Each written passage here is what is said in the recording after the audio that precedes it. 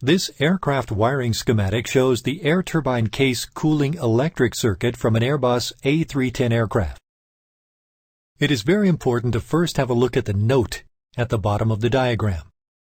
According to this note, all wires, unless otherwise specified, are identified by the circuit number 7523, the ATA circuit identification number of the subsystem.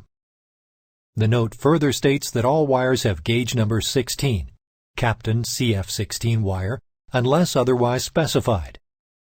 Try to look up the turbine case cool engine 1 warning light on the upper left-hand side of the schematic. The wire that is coming off of terminal 3 has wire number 11, gauge number 24. Every time a new diagram segment starts, the wire number changes. Notice that after the connector the number changes to 12, and after the next connector changes to 13, and then after the terminal block to 14.